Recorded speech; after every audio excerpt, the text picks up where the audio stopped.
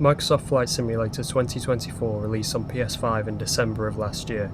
It got its PSVR 2 update in April of this year, and recently it just got even better. This update has made the game look sharper than ever before in VR, with reduced blurriness, better cloud quality, better resolution, and just overall better graphics when playing in the PSVR 2. It's important to note that these graphical changes are being implemented into the beta version of Flight Sim. This is free if you own the game and you just need to find it in the PlayStation Store.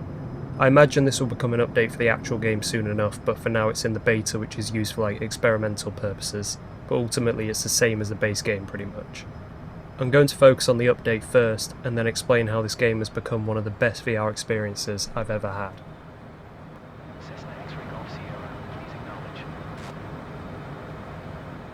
The graphics of Flight Sim received very mixed reviews upon the release of the PSVR 2 update back in April.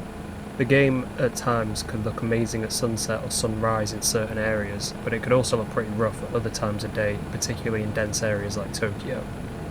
I remember flying over Rio in Brazil, and honestly it looked not very good. For me, the game was overall better looking than I had expected, but I would say that at best, it looked as good as an average PSVR 2 game, and at worst it looked like a PSVR 1 game.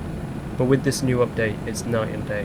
The graphics look absolutely exceptional, with the game now looking as good as, or even better than GT7 at its best, and an average PSVR 2 game at its worst. For context, I'm playing on the base PS5, not a Pro. I know a lot of people may think I'm exaggerating or might disagree, but at its best this game looks absolutely amazing. It's honestly what I always expected VR to look like.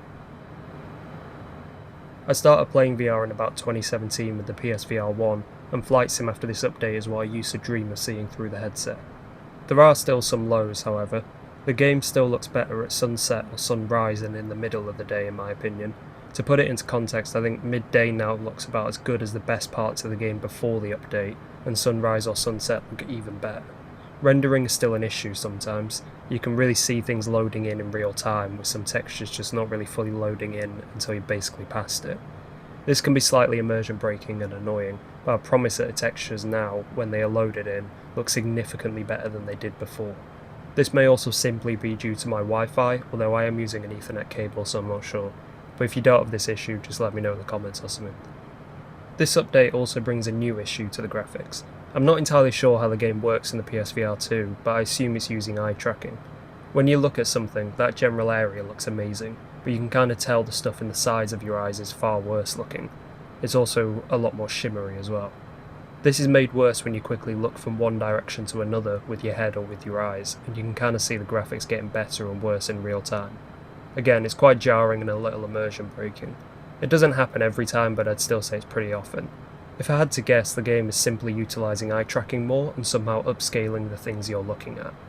That's pretty much it for the negatives of the game. I do have a few issues, but overall there is a night and day difference between the game before and after this update. In terms of this being an update to the beta, I assume this graphics update will receive some tweaks before being fully implemented into the game, but I can't say that for certain. I'm not quite sure how it works.